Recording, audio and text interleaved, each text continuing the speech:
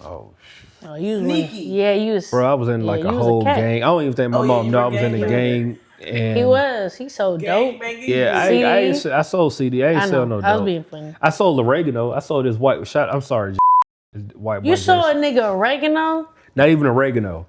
So here are the crazy Lavender? thing. No. Good God Almighty. It was some weeds, literally weeds, on the outside of my like in the back, my backyard, right outside of my door. And like when it dried up, it would have a smell. It would have a funky smell to it. And I was just like, I could probably get this off. Ratchet shit, some culture shit, some political shit.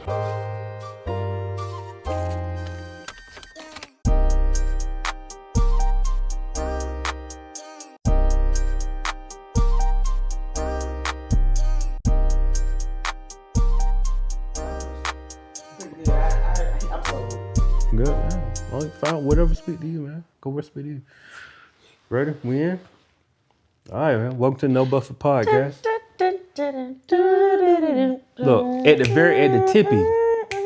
the tippy, before we even get into everything, go right now and subscribe to Patreon. Trust me. You don't want to miss this tip. It's Cheyenne.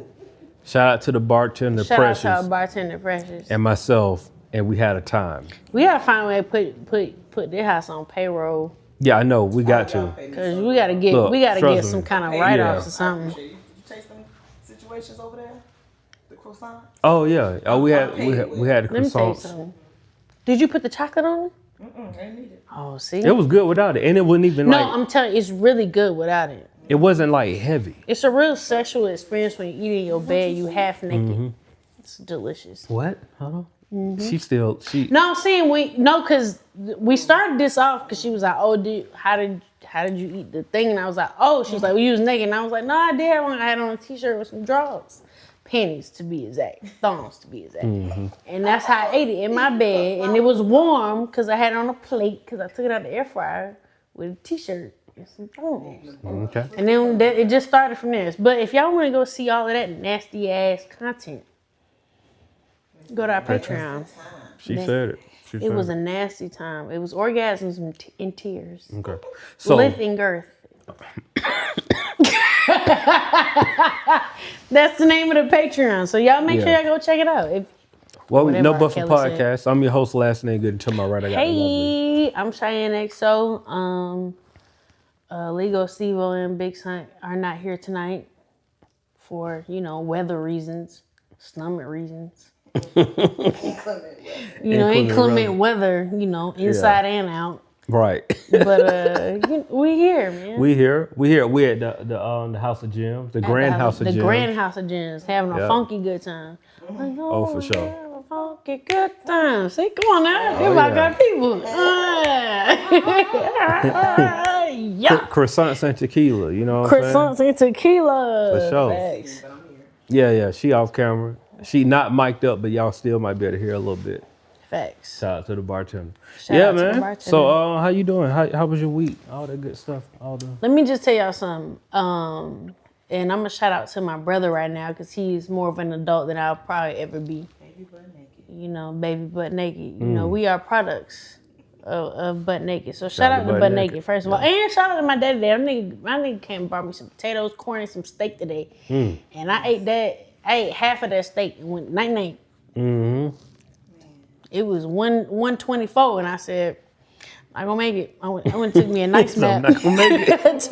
I took me a nice nap today, but I said to say that I want to shout out to my brother because he is currently actively shitting on people, adults, for taking spring break and using their PTO for spring break, and I just want to let him know I am actively taking my spring break. Shout out to you. I am in school, but seriously, this is I'm on spring break, but it's because I'm in school. Yeah. But I'm also saying, like, if you need to take that time, if you need to take that PTO, take that PTO. Man, if you need to take that PTO. FMLA, take that FMLA. Like, there's no shame in that. Now, if you're doing it because you're trying to go to spring break to hang with your cousins, and you are well above your 30s, Yeah, spring Your break. cousins yeah, are in your 20s, you should probably not do that. That is not what we're talking about. We're talking about spring break for your mental health. We're not talking about spring break to go to Houston. And side note, when did spring break move from Florida to Houston? I saw that. I don't know. I I don't know seen what's up that with that. change, and I was like, this how I know Auntie old. Yeah, yeah, yeah. Because I'm never going to Houston for spring break, respectfully. There's nothing wrong with Houston. They got parts of Was it? coastal. Yeah, in the It's a little coastal drive. areas. A little But drive. like, I'm not going to Houston. I'm No. not going to Austin for a carnival to go. Respectfully to Mama Tina's gumbo, but I'm not going to a carnival to go on spring break. Yeah, but I say that to say I'm on spring break currently, so I'm enjoying my week away from my computer and just really kind of. All your classes are remote, or are you okay? All remote. Yeah. And because I'll be doing summer semester, I'm trying to thoroughly enjoy my spring break. So Yeah, man, enjoy that spring break. I remember. fuck you, brother. No, I'm kidding. I remember spring break, But man. I am taking my spring. Yeah, hey, Had a it's good so time. crazy when you're an adult. You don't realize how, or maybe you do. Like that first year out of public school or out of college. I'll say that out of college, you don't realize how conditioned you are to having breaks. Oh yeah, yeah. And that really, I don't know why we stopped that as a society or why that only has to be when you're in school. But I feel like work should take breaks. We should, in the fiscal year, we should work from a time to time, and then the holidays should be our summer. I'm not mad at that. I mean, okay, if I'm being realistic, definitely I think there should be some breaks incorporated. What that is, because for example, teachers, they have summers off. Right. They have summers off. So I Right. get it. I mean, I definitely feel like, yeah, you should have some type of breaks built in. But, I don't know how it's gonna work for your company, but I know in my company we're gonna have breaks.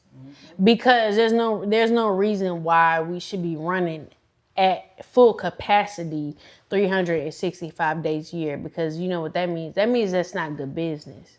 If you got to be 100% 365, some in the checks and balances is wrong. So I say that to say, y'all, when y'all start making y'all business plans, and I don't know, some of y'all should probably start revising y'all's now, but y'all need to start incorporating breaks. I've always said that I'm a fan of like the 3 or 4 day work week for sure. Huge fan. Yeah. Huge. Yeah. Three. All get off work at a certain time. Yeah. It's beautiful. Because man. why do we need to work? Why does what we need to get done? Why is it not completed in less than 40 hours? It's all a lie. I mean, if we we keep all it above, know it's that. all a lie. Like if we want to get that's deep a like whole that. pod. Yeah, that's a whole itself. pod. It's all a lie. That's it's really all, some culturally ratchet shit, Yeah, it's all built on making people work, because the more people work, the more you can make people think that they need to get this piece of the American dream, this piece of the American pie.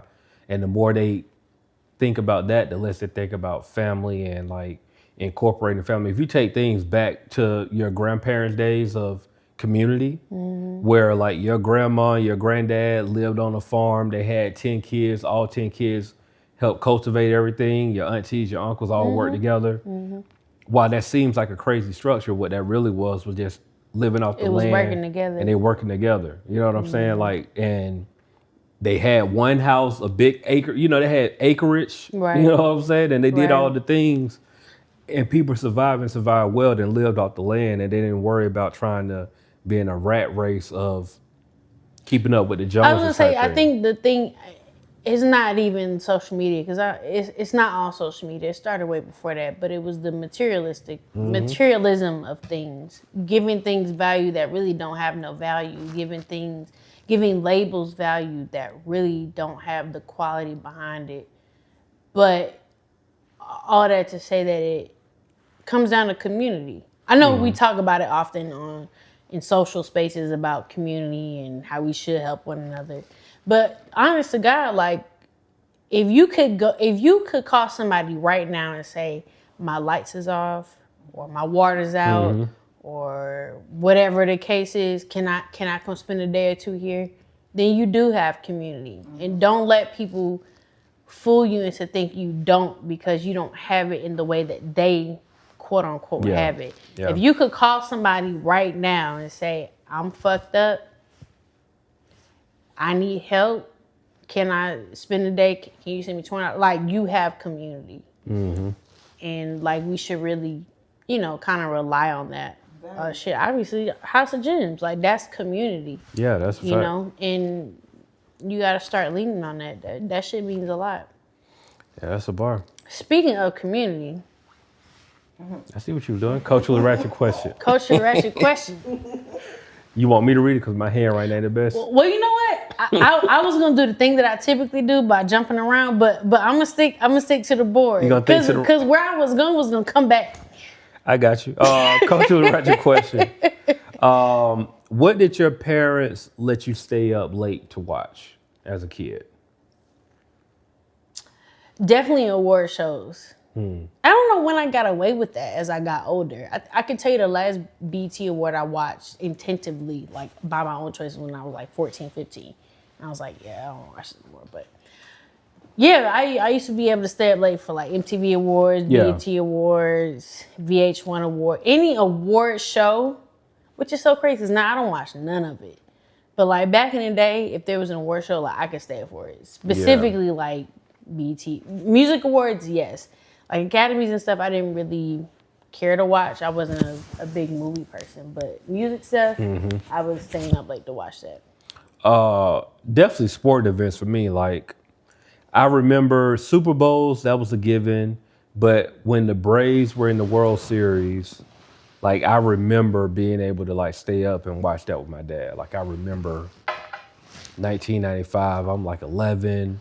I remember staying up. At one point in time, we was at like the fair, and I remember like, I just got like a quick. You know how your childhood, you got like glimpses. Memories, and I remember one time being at the fair, and like the game was on, and like I just remember watching the game while we was at the fair, and then going home and finishing. You know what I'm saying? Game, So yeah, like sporting events with my pops, like he was always just like, hey, this is what we on, we watching it. And I've always was like the responsible kid too. So it went like, I don't, at least from my recollection, I don't remember having a hard time getting up, getting ready to do like the thing, like for school. It was just like, I got an alarm clock, I get up. I can't say, I think that's why a lot of my, I know we veering off. I'm gonna get back to it. A lot of my adulthood was spent not doing the right thing because I spent all of my childhood doing the right thing. I feel that. Getting up on time, being the one to do all the chores, got all the good grades, which I still get, even to this day. I still get good grades because I'm a really good scholar. I do love school. I like learning new shit, but I was always the one that was like, I knew I had to more or less be the responsible one, because I ain't feel like hearing I don't like hearing a bunch of shit. Please shut the fuck up. Like, give me a solution. Don't ask me stupid ass questions. Give me a solution so we can just do this shit now. But I think a lot of my adulthood I spent not doing the right thing because I'm like, I want to, on my Janet Jackson shit, I want to be in control. I feel that. I can see that. I mean, I had very similar childhood. Like I didn't give my parents a lot of trouble, mainly because they didn't know the trouble I was getting into. Like I was kind of like, secretive. Oh, you sneaky. You was. Bro, I was in like a whole gang. I don't even think my mom knew I was in a gang. And he sold dope. I sold CD. I ain't sell no dope. I was being funny. I sold oregano. I sold this white shot. I'm sorry, Jason. This white boy. You sold a nigga oregano? Not even oregano. So here are the crazy lavender? thing. No. Good God Almighty. It was some weeds, literally weeds on the outside of my in the back, my backyard, right outside of my door. And like when it dried up, it would have a smell. It would have a funky smell to it. And I was just like, I could probably get this off. I sold, and not even, I mean, I sold a couple. It wasn't even nothing crazy. I sold. But you know what's crazy? You know that's kind of smart. Yeah. You know how much trouble you didn't want to get into for selling some bullshit? No, I wouldn't have got in no trouble. My nigga said, technically, I didn't sell anything. Bro, this is grass. Nah, it's literally So weeds. You're selling weed. What are you talking about? Weeds, this is you grass. mean like what you grow in the ground? Like Roundup? Yeah, like no. So I do. And shout out to him because he was a cool white boy. But I did sell him like a. Did he smoke it?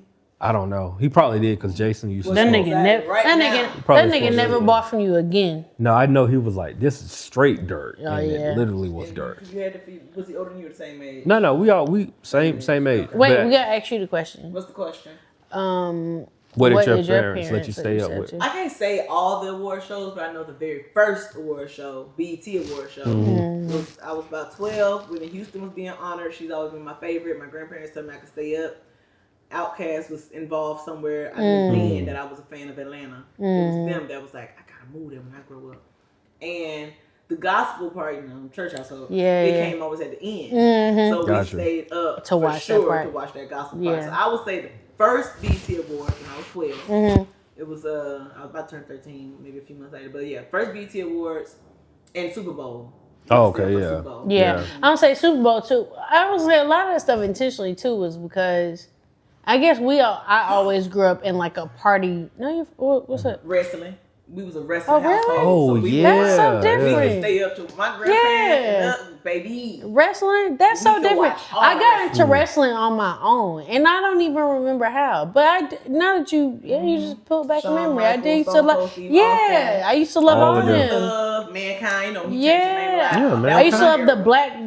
I forget his name. Had the mask. The black guy with the locks. Loved him. I used to love wrestling. Booker T. Yeah, Booker T. Yeah, Booker T. But to your point, I used to stay up, but not for that reason. Like I guess I don't know. Like I said, like movies weren't never my thing, but like music and stuff was definitely it. But my aunts, even my parents, when they were together, used to throw parties all the time. So we always had people in the house. And then when I got older, like that became my aunt and uncle's thing. So they would do like Super Bowl parties. So that would be the time where it's like, oh, it's Saturday, Sunday, but like Sunday game, we staying up. We know we not going home before our bedtime or whatever. But so yeah, sports events for sure would be like the thing we staying up for. I should have been like that. Such an interesting dynamic. It's kind of cool being an adult. If you could rate adulthood, what would you rate it? 1 out of 10? 10. Adulthood? Yeah. I love cussing and fucking. Yeah. Okay. Come on now. Hey. Come on, tears and orgasm. Let me do it and cut. I can make the money. That's facts. Yeah, adulthood is cool because I've always like thought about it. You know what I'm saying? Even as a kid, I've always thought about life after this. You know what I'm saying? Like after a kid, I always envision like traveling the world. Because you did have a little That's So Raven moment. It's gonna be me. I'm gonna take over. I'm on this shit. And but you know something is wild now being an adult, thinking back on those moments of like, and I haven't accomplished the things that I want to accomplish. Like I'm not saying, but from a micro level, everything I said I wanted to do, I've done. Like I may have haven't been able to do it at the scale that I thought it was gonna be, but for the most like part. as a kid, I can vividly remember the moment when I told my dad, I was like, oh yeah, like I can do this, like music production. Is your inner child satisfied? Yeah, because like I remember saying that, like, oh no, I can do this. Like I mean, and even though I'm not like a world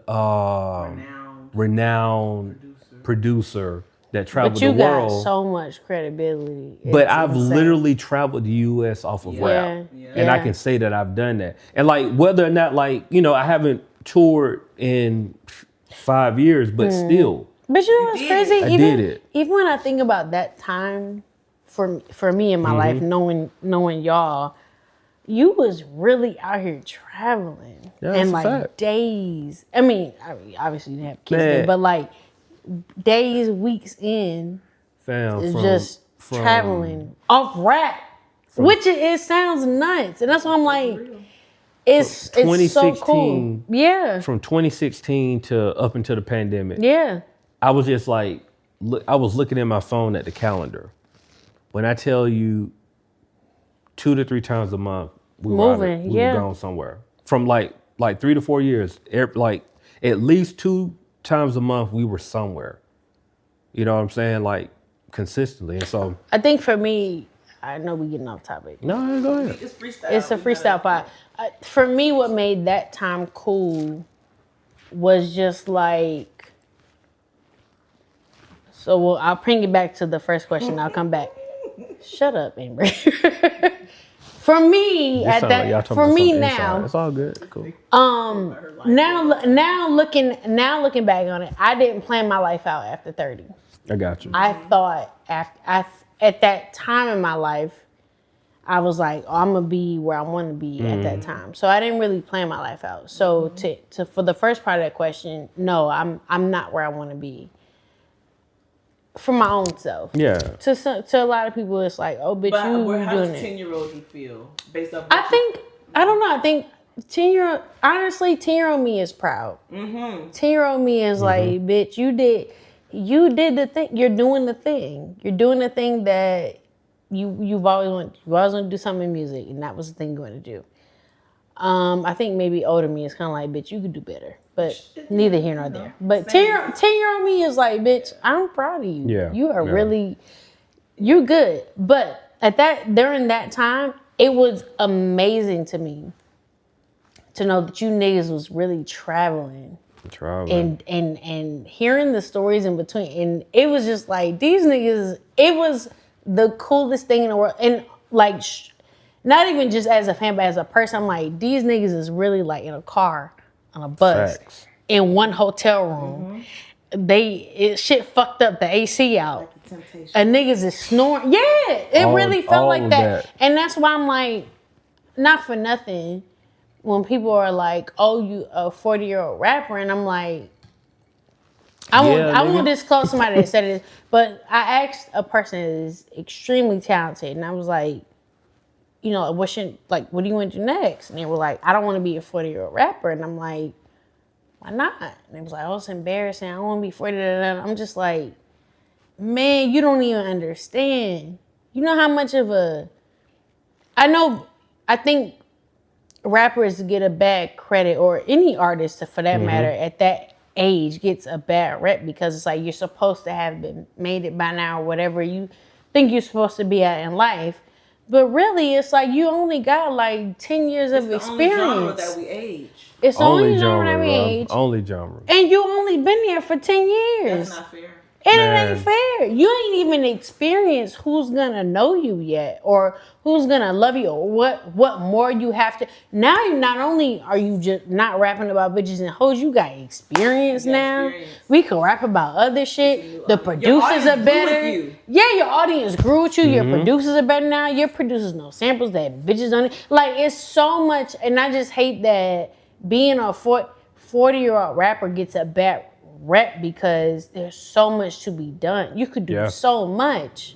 I think the problem with that, a lot of it is twofold to me, because part of it is, for one, music has changed drastically from the time when we were younger. Well, yeah. Like the stars, you know what I'm saying? Like now at our age where we are, it makes more sense because you can, if we keep it at a buck, you can make, if you made $200,000 a year off of rap, you happy. You can't tell me, I don't know one rapper that if they were being transparent and that's with inflation, being honest with themselves. Yeah. If I told you that I made $200,000 this year off of rap, and we wouldn't have ego or what we think a rapper should make in mind, you'd be like, damn, 200,000. Now we got social media. We see the reality of things. We see the reality. Now we know rappers. We know successful rappers, and we know reality. If you think about where you were in 2015 and 2020, that window, we all, I knew you during that time. I feel like I met you around 2016. Remember, I met you 2017. I was pregnant. I met you 2017. We were also between 2015. I met you 2013. I think I met you in 2017. Whatever. 2016. It was one of them. Because from 2015 to 2020. When you think about everything you did and where you were, and I think about where you were because I could track you, and I know where you were and where I was. We were planting seeds. We were becoming in that moment. And when you think about 10-year-old you and 10-year-old you, and I've always been a little sketchy, you know, always drawn on the back of the church fans. I'm the pastor granddaughter, so I'm a sketcher. It's like she gonna do something. I was pregnant at the first DM Music Fest, doing the live art. Then, but did you host it? You was there. Of course, I connected with you, Nora. So really, those seeds were being planted, and 10-year-old me would be like, "You've painted things that are all around the world. Now, I may have not been to China, but I got a piece of art in China. Mm-hmm. You know what I'm saying? So it's like and that's why I said like it's really difficult to, for better lack of words, parent your inner child. You have to parent your younger self. Yeah. Because I keep saying this because I'm like, if I didn't know me, I would tell 10-year-old me, bitch, you are pretty cool. You're doing great, actually. Everything's fine. But if I'm telling my 10-year-old self that, it sounds different. It's like, bitch, you could be doing better. You know, it's like you're your hardest critique. Oh, I got you. Like, you know what I'm saying? Your age telling your 10-year-old self. It's like giving advice. Yeah, I could tell you, you're phenomenal. You're doing great. Nobody could have told you 10 years ago you would have toured off rap. Just tour it. I ain't even say make money. You just would have toured it. Because that's a dream of yours, is to just tour off rap. It. No, nobody would have told you that. Cheyenne, I remember a point in my life saying, man, I just want I remember saying I want my dad to see I can actually make beats. Then I went to I want my homeboys at the school to see I actually can make some beats. Then I went to man, I just want somebody to rap on these beats. Mm-hmm. The thought of goals change. 13, 14-year-old me saying, man, I just want somebody to rap on my beats to I don't even know how many songs in my catalog. You know what I'm saying? The fact you got rappers that every time you mention them, I'm like, this nigga hard. And mind you, I ain't even listen to all your shit. I just know what you can do. And I've gotten to know you as a person all the time. But I'm like, this nigga hard. That's what it's so I think, to your point, we have to remind ourselves of bruh, when you were younger, your dreams may have been big at your 13, 14-year-old self may have had huge dreams, but just look at what you've done. Look at what you did. It's incredible. You did the thing, bro. I am from Macon, Georgia, from the west side. Mm-hmm. I can tell you how many people I know didn't make it. I can also tell you how many people who didn't leave the neighborhood. I can tell you the people who did, locked up. I can tell you the people who thought they were going to make it, have dreams, and it didn't pan out. Yeah. But in my story, I also got a homeboy who in San Diego, from Macon, we from the same place. He in San Diego with a family, 3 beautiful kids and a wife, and killing it out there. Doing the thing that he was doing when we were kids. Right. He was building shit.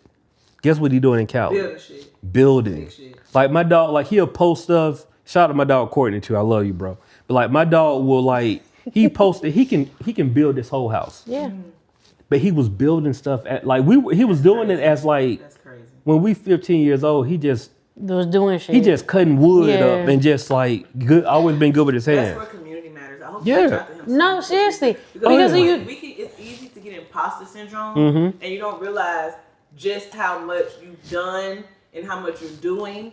10-year-old you, like you said, would be like, well, I would tell her, but 10-year-old you would be so impressed. So impressed.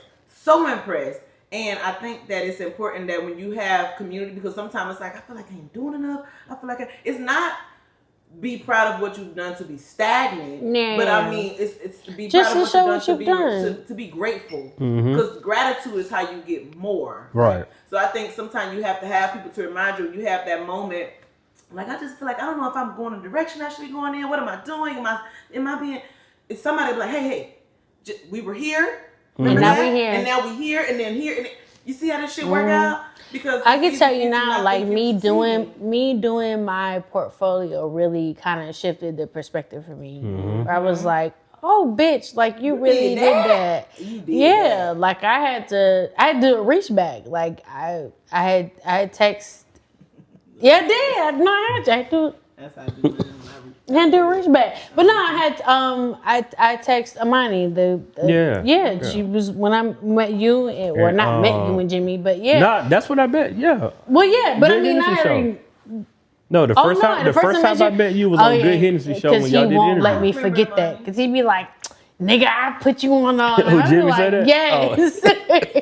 I introduced you to the niggas. I'm like, okay, nigga, calm down. The first time I met Cheyenne. But yeah, the first time I met, y'all was. I would honest to God, I was putting together my portfolio of all the things that I've done, and I know what I can do, and trying to grow in that space. But long story less long, I was putting together my portfolio, and I'm going through all these pictures, and I always said I wanted to keep every flyer with my name on it to put it in a collage. So I have all of those photos, and then I'm going through pulling photos and flyers, and I'm like, oh my God, the first time I met y'all was on the Good Hennessy show. I met Jimmy at department store. What a time. I met Jimmy at department store. Shout out to, I don't know if this is her name now still, but her name at the time was A Girl Who Speaks Dog. She's a dog trainer now, but she was a bartender at the department store upstairs. And I had seen so many people. Me and Amani would go to the department store not every Friday, but most Fridays we would see like Paper Frank and like all these people. And I don't know, I guess maybe at that time I was like, oh, I want to host here. And I didn't realize that was a thing. But then 5 years later, I'm hosting at the department store. But I say that to say that, like, you build up all these things that you don't realize that you're doing at the time. Yeah. And you're living in one of your answered prayers or one of your answered dreams. Even at the time you don't think, even if it may not be as big as you think it is, it's still an answered prayer. It's an answered thing that you said, hey, I want to do this thing. And as I was building this portfolio, I'm like, oh my God, I got to host Sundress and Sangria's at the Dim Music Fest, and I got to create my own things. And it just was like, oh my God, this is so cool. So to the point of like 10-year-old me would be proud. Yeah. Absolutely. So You know? Word radio. Well, that's how we started. It was Wine Down Wednesday, and then it turned into a whole thing. I would not be where I am if it was not for that space. Yeah. Honest to God, if it was not for that space to just be able to just be my own self and grow, I would not be the Cheyenne XO I am today. And shout out to Good for giving me the space to evolve all of that. No, shout out to you, because here's the thing that y'all don't know. I was just trying to put it together. You don't have to cry. It's okay. I know. So I wouldn't even. He got a moment of clarity. Damn, my boy. What I was going to say, you're a fool. But what I was going to say is, realistically, I was just trying to put it together. Yeah. I was learning, right? Like, and so even when you look at like the Pag Lounge stuff. Oh man. No, I was just like, shout out to Kia. Like, I was just, I was literally trying to figure all of this stuff out. I had ideas in my head. I knew where I wanted to get. I had an opportunity here. I'm like, let's build this out. And then when that got too small, I was like, okay, move somewhere else. Music room, let's build this out. And so I'm just kind of like, I'm not even going with the flow, but I am, but I'm just like trying to work things out as we go. And then, you get to a point where you look back. I had a meeting with Nora last week. We were just talking about the plans for Dim Music Fest. Shout out to Nora, 2026, where we were trying to expand to a third city. And I'm just like, in the midst of our conversation, I'm just like, fam, we're talking about doing a third city for Dim Music Fest. Y'all want to do 4? Possibly, but I think I ain't gonna say I think. I know I got connects. We could talk about it. Okay, we can talk about it off here. I'm just saying, like, to be planning to bring Dim Music Fest to a third city. Right. Where Dim Music Fest was just a thought in my brain. And I'll keep it a buck with y'all. Dim Music Fest does not exist if I don't get frustrated with A3C. I got frustrated with A3C. A3C Festival. They still don't do that no more? No, they do. It's never the same. It's not the same. I don't know if they're doing it or not, but I don't know if they're doing it continuously. But But my first and second A3C. yeah, me too. A3C was like, it was a time. Jeez. What a time! You got frustrated. I got frustrated because I kept reaching out to them to do media at Straight Out the Den. Yeah. And they just were blowing me off. I would apply, and I'm just like, yo, y'all don't know what I'm doing for the city. I'm applying to them. You putting on. It ain't even like you putting on no bullshit. No. Like my nigga was putting on artists. I'm applying to them to be media support. Right. And they got artists that came through the Straight Out the Den funnel. Right. But I'm like applying and I'm like reaching out to the people, and they just like, I took it personal because I felt like, And I took that They feel personally. like I'm big, you little. Like it's on some like But that's, I mean, big bang to take little bang. Like I see what you doing, little nigga, but you ain't us. So Yeah. I would whatever. say honestly, that's Motivation. No, but that's quite literally how a lot of things start. Mm-hmm. And I mean, big things that have grown into. But I mean that literally. Like, it takes a moment where you takes like that. these niggas fucking with me, and I'm like, nigga, I'm not only am I here, I got the support. Yeah. I know what the fuck I can do. Y'all niggas is bullshitting with me, and it takes that moment where you be like, no, I'm just making my own shit. And that's literally what it was. Shit. And you know, now we hear the first one was in 2017, and we coming up on let's do the math. This is 8. It's 8, 9 years, 9 years. I'm ready for another one. Let me tell you something. Yeah. When me and Nora had like a 4-hour conversation. It probably wasn't 4, but it was close to it. And we was like, yo, we've been knowing each other all this, or like knowing each other in passing, because you know, obviously she's not here. But I'm like, it's been that long that like I didn't even again, like y'all came in my memories of like 10 years ago. And I'm like, that's wild. Yeah. Like I have pictures of like you, Coop, Div, Smokey, Truth, all at like my show. All at my show, and I'm like, this is nuts. Yeah. It really comes from like, you gotta build your own. And it's not to say that it's gonna do what it's gonna do. But community network across, it's gonna come. But like when you got a good foundation to build on, you can do literally any fucking thing. That's it. You can do anything. You're gonna get your rewards and your awards. And speaking of awards, top 3 award show moments Ooh. that you can remember. Your top all right, 3. so one of my favorite ones, I'll never forget this. I was at my grandma's house. She had the like green stripe gold leather not leather couch. It was a cotton couch.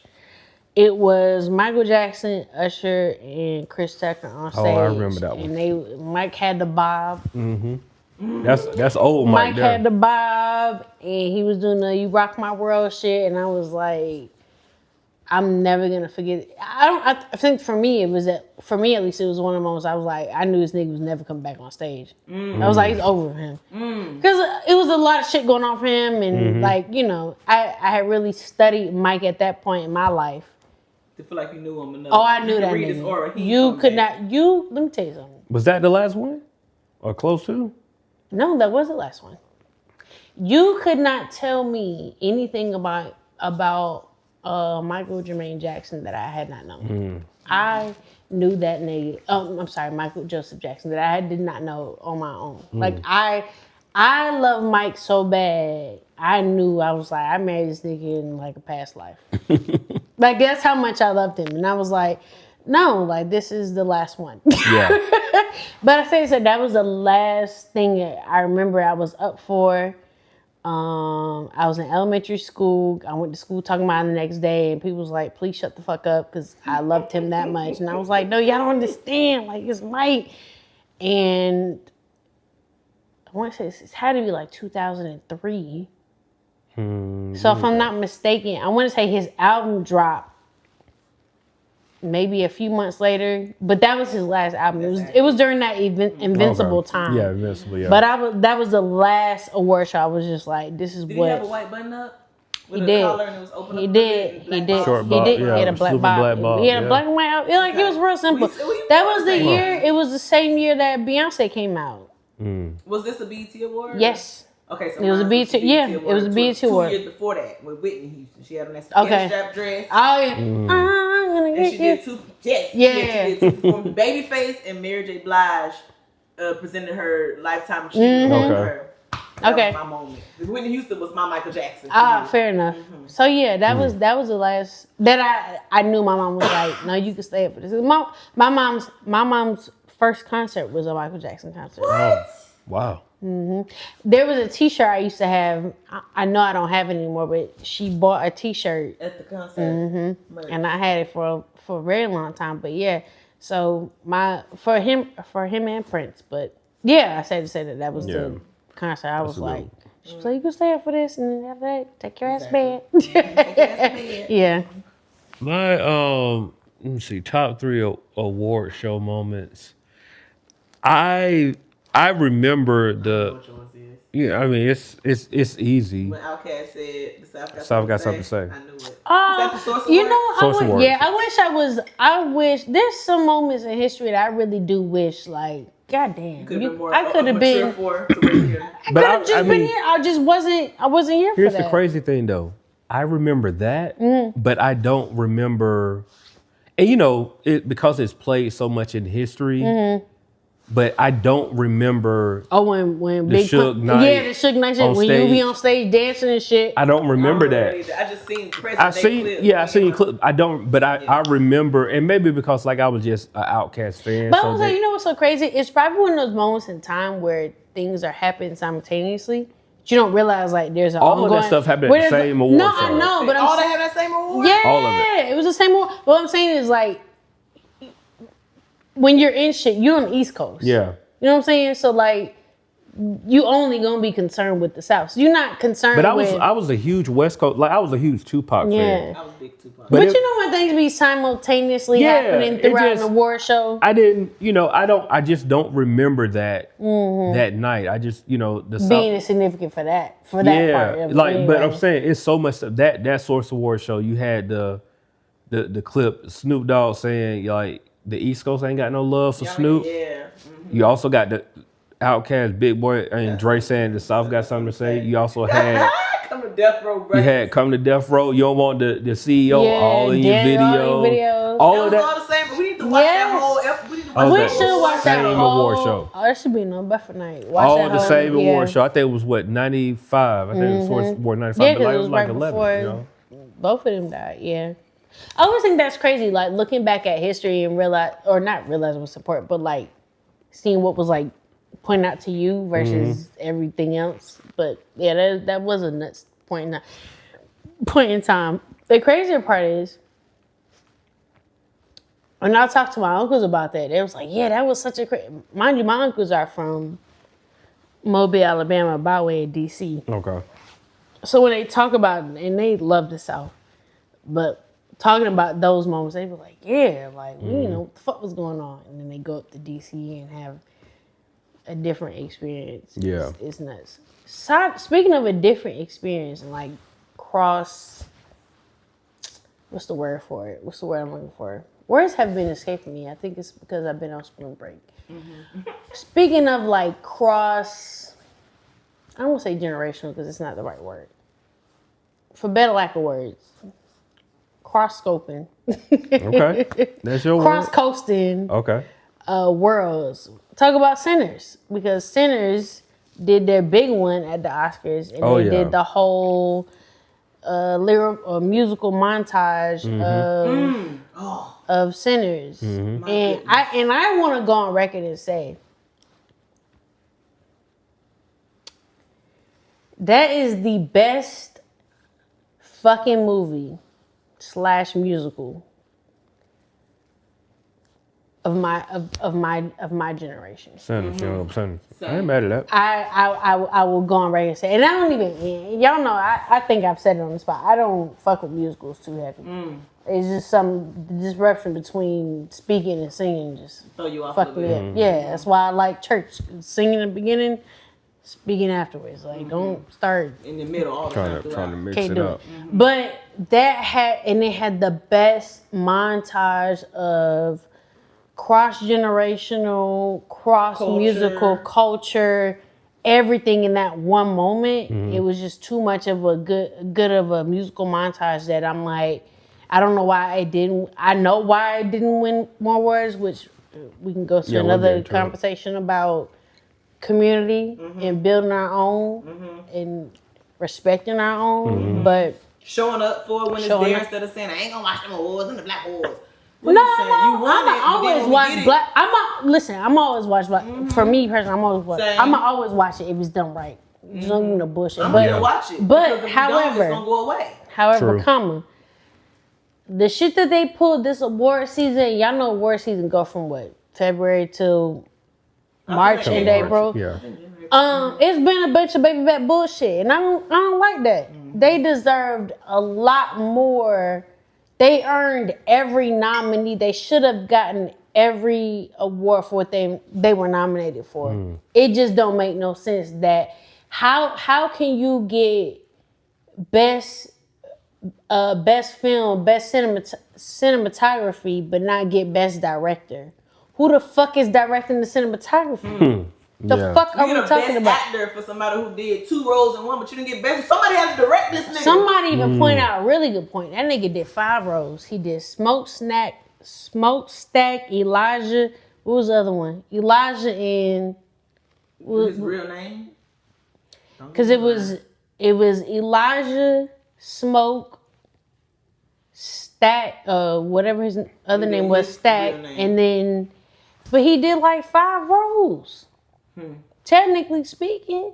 But I'm like, for him to not, for them to not get.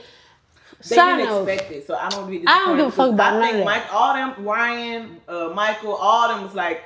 That's why they appreciate them NAACP speeches was a lot different from Oscars. Well, I know that they appreciate our and they awards should.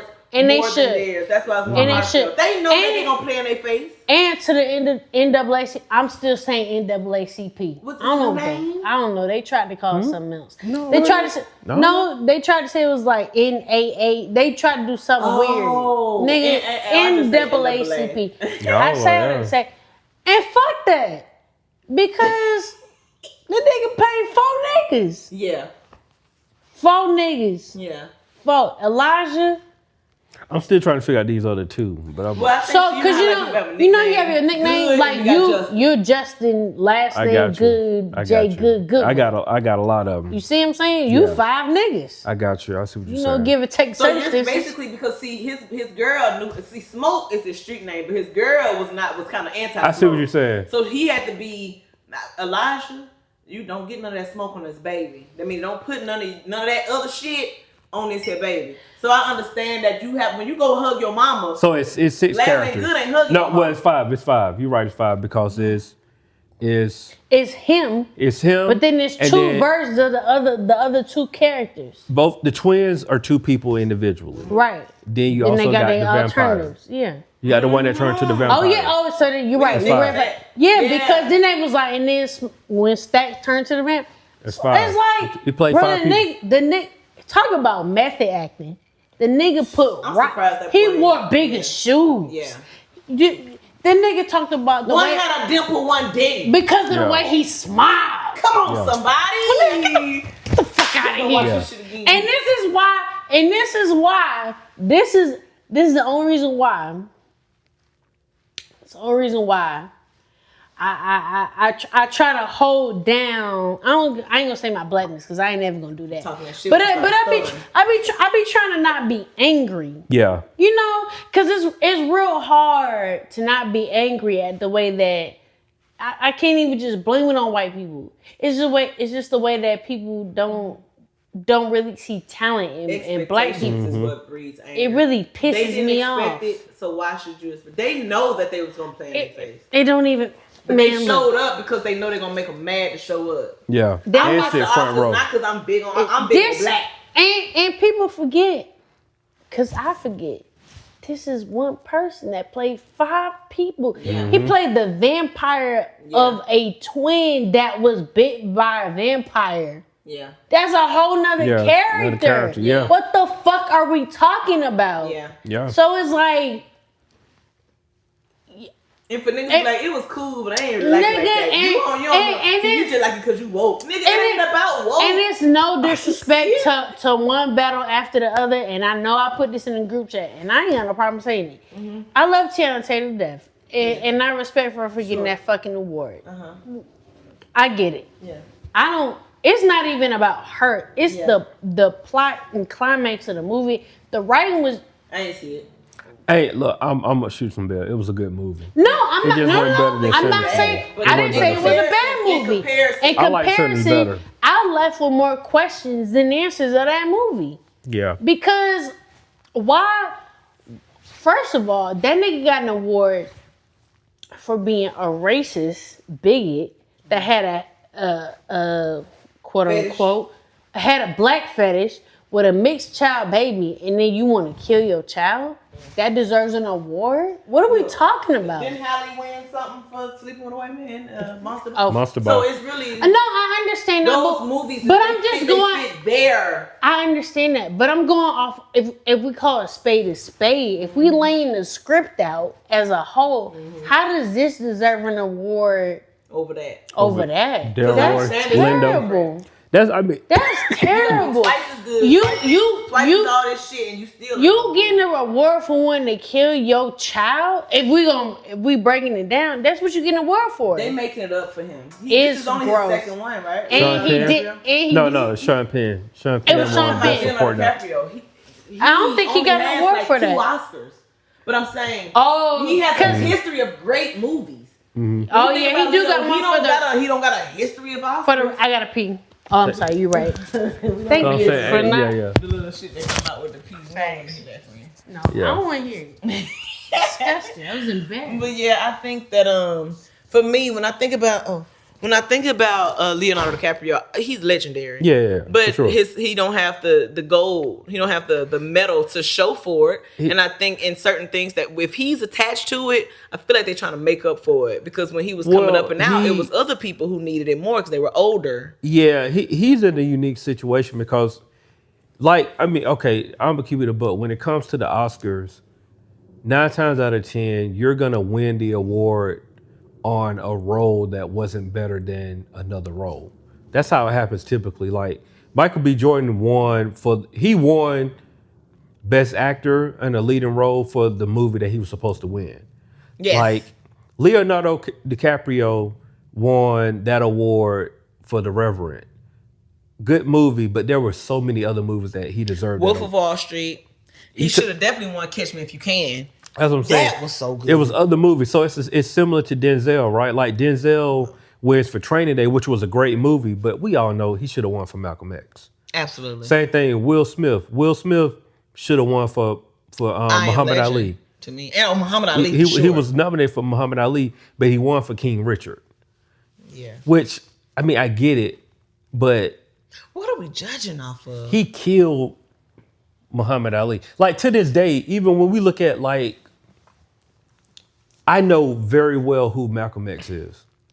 But if you ask me Malcolm X, if you just say Malcolm X to me, your brain the goes first to that character. goes to Malcolm X. I mean, it goes to in character as Malcolm. It goes to Malcolm X goes to Denzel Washington. Denzel, yeah. Like instantly. I don't think about. He ate that up. I don't think about Malcolm X, the real Malcolm X. I instantly think about Denzel Washington. Yeah. But we know if we can't give this man an award for celebrating and doing the acting, the prime acting that he did to celebrate of Malcolm X. What does that symbolize? We can't do that. Good job. But you can go and play a dirty cop. He killed the role, but let's give him the award. That's how I feel about Sinners. Now, I understand that you from where you from, you from where you from. I'm from where I'm from. I'm from Clarksville, Mississippi. The movie is depicted. I understand it's shot in Louisiana, but it's depicted in Clarksville, Mississippi. Clarksville, Mississippi is the home of America's music. That's rock, that's blues, that's hip hop, that's country, that's bluegrass. You understand? But the thing is the more you know about that, the more you want to start looking into Clarksville, Mississippi. We got a Walmart. But that's what I'm saying. But that's what pisses me off. America's music birthplace has to travel an hour and a half to go see a movie. That's why they brought it after so many small town people say we can't even watch the movie. Everybody ain't got no way to get there, or they might not make it to Memphis. They done bought the whole movie, and they in our old Walmart.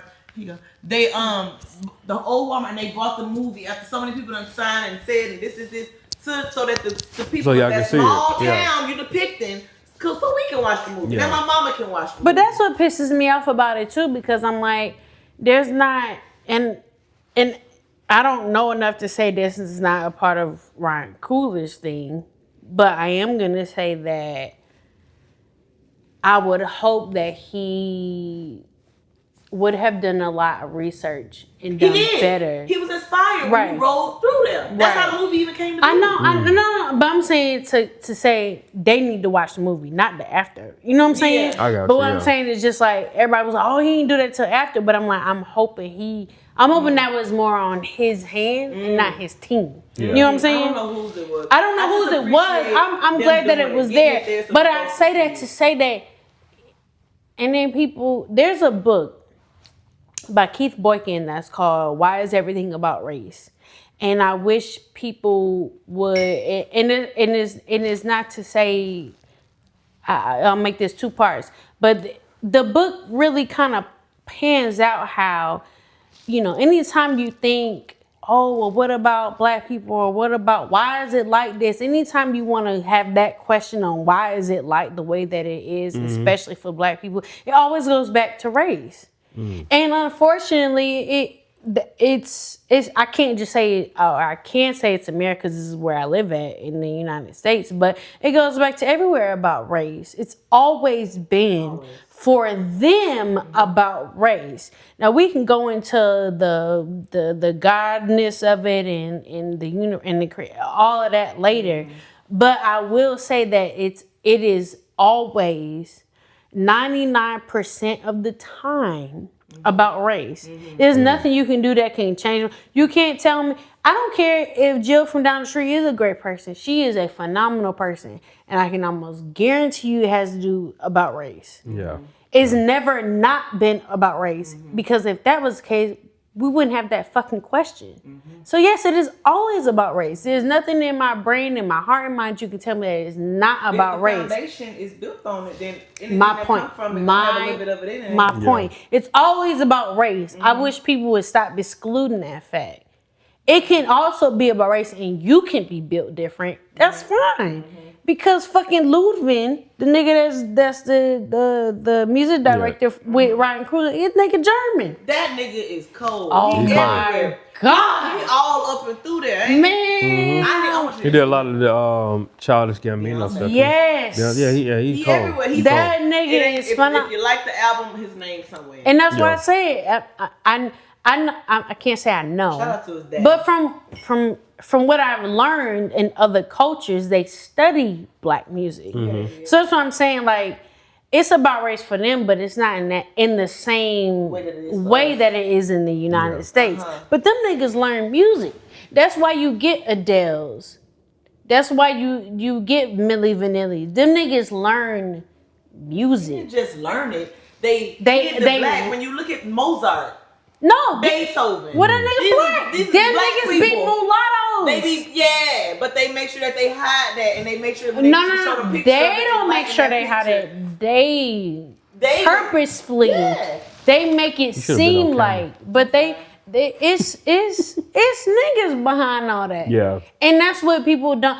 And I hate that I didn't go to a HBCU, but I like to think I know I'm black through and through. Late for us to go or study some shit at the HBCU? No, so the way that their curriculum is a lot different. Their curriculum is very black forward focused. At least at the beginning. Yeah, in the beginning it's very niggas and everything. The foundation is niggas, which it should be, but they don't teach. But I think when if you take the time, and I know everybody don't have this because I don't have it a lot of times, but if you really take the time to study anything that you craft and love, and you study the root of it, it has always stemmed from black people. But you sound like a crazy person. That's fine. If you ain't got a certification, or that's fine. But you don't have to. I studied my black without going to anybody's classroom. I know enough to know what I'm talking about and to know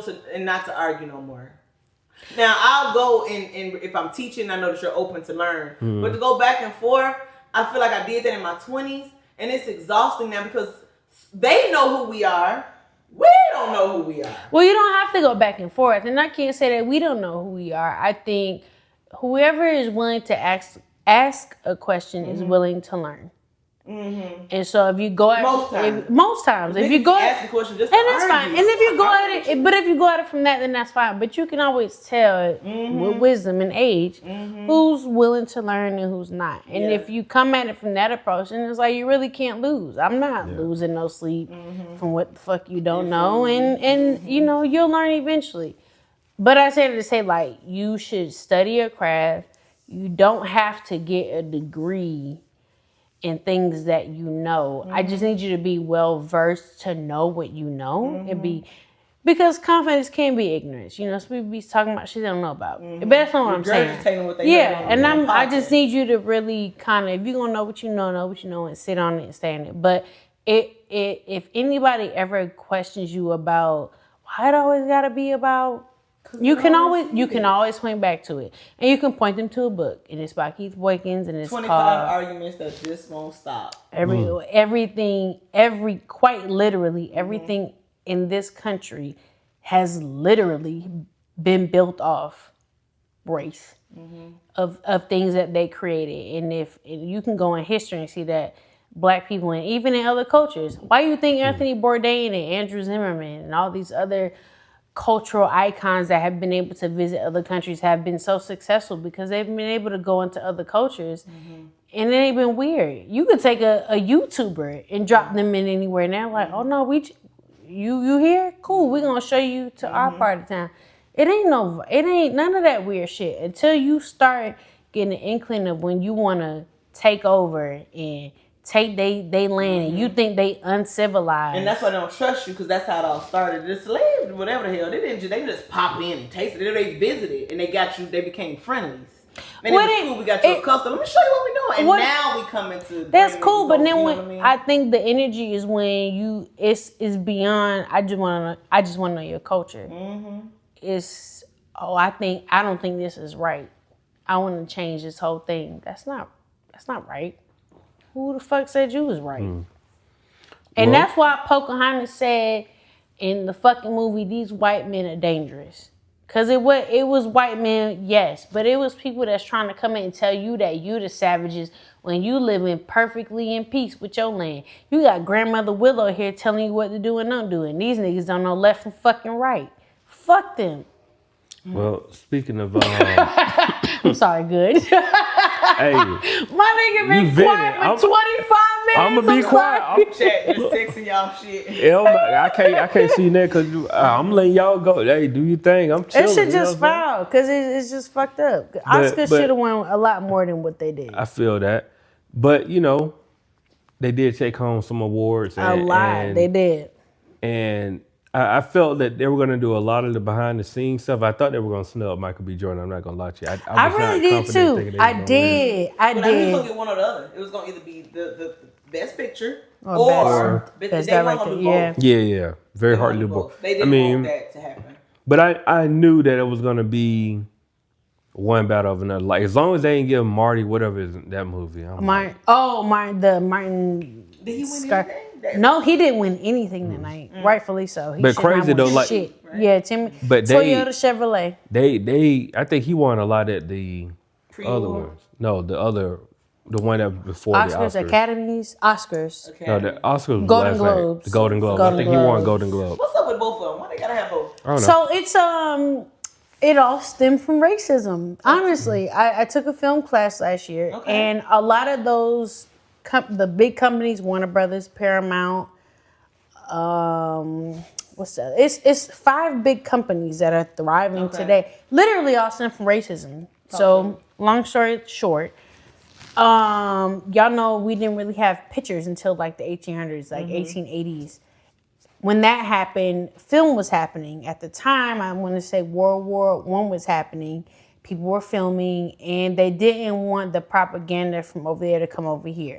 Also, because people were immigrants, they didn't have no way to kind of film themselves and just record shit in general. So people started creating films, and they were like, hey, if you're going to do this, we need the money for it, or we're going to kick y'all out. And it was like, why would we rightfully belong over here? So them niggas took all it. Mind you, this all started in like literally the Midwest, like Colorado. They took their shits to California. At the time, California was the coast. It wasn't It was the closest way to get back home, but also it was just like there's nowhere else to go. And they started those companies. So Paramount, Warner Brothers, MGM, 20th Century Fox. all of those, 20, all of those companies literally started over there because of racism. Started over there, and they became really big companies, of course, through racism, because people had black boxes, people had lighting that they didn't have, and like all those things happened. But yeah, it quite literally. You're so brilliant and full of so much useful information. Thank you. Keep sharing. I try.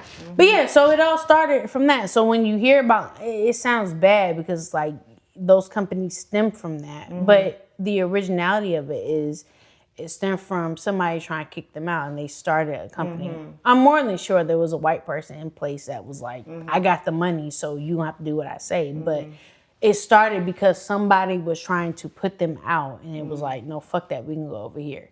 Then, the gold rush happened and all those things. But so yeah, I say that to say that a lot of those companies have to kind of keep their regard Integrity. for their board, which is a lot of back to the one battle after another. That shit was weird to me. I just thought it was a weird movie to kind of praise in an Oscar moment. Because we different, our palettes are different. That was just really weird. You got a fucking high-ranking colonel here with a black fetish.